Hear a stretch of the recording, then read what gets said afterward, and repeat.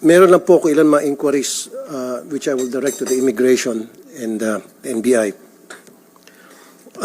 Nung Friday po, na i-on air sa programa ko sa Wanted sa radyo, itong magkasintahan, sikat po ito, si Mikey Agustin and Yexel Sebastian.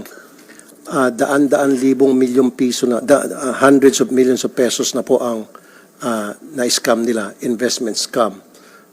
And baka abutin nga po sa billions of pesos na. Na-announce ko na po ito sa radio ko, and then before sa radio ko, kumalat ito sa social media. Kanina po, meron akong kakilala na kasabay niya sa aeroplano itong dalawang magkasintahan, sakay po ng Cebu Pacific going to Nagoya, Japan. Hindi ko alam kung ito'y tumatakas na or baka pupunta dun sa Nagoya para mag-recruit na naman ng mga investors. Is there any way, I know na kailangan ng whole departure order from the court bago nyo hindi mapasakay yung isang taong gustong bumiyahe.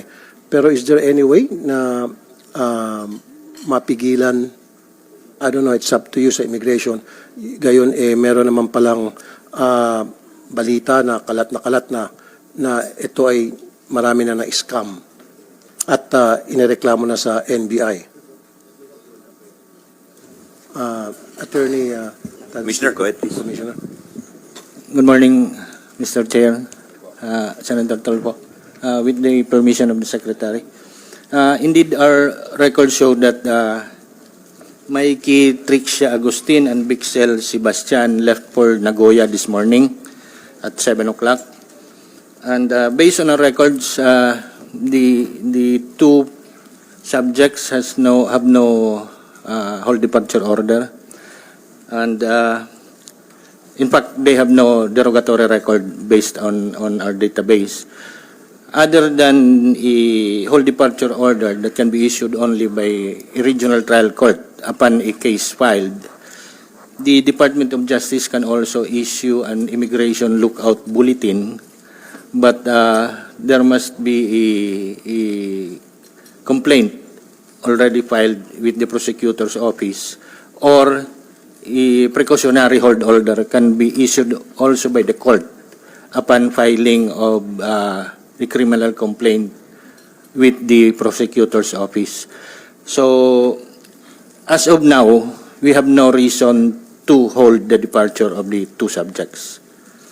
Okay, ito siguro tanong ko kay Secretary Remulla, kasi many years ago, I know na yung Secretary ng DOJ pwede mag-issue ng whole departure order, if I'm not mistaken, Secretary Remulla, upon the recommendation of the NBI dahil meron ng case na i-file against kung sino man yung mga tao na i-file po sa kanila.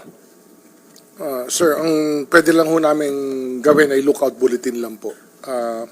Nagkaroon po ng kaso ito nung araw, nung panahon ni Secretary De Lima. At dumating po ito sa Korte Suprema. At hanggang lookout bulletin lang po ang aming pwedeng gawin. Kasi yung right to travel po yung ating tinitingnan. Ngunit kung gagawa po tayo ng batas na magkakaroon po tayo ng ibang pagsusuri sa mga taong may kaso o dapat kasuhan, maaari po nating panghawakan pa yung mga tao.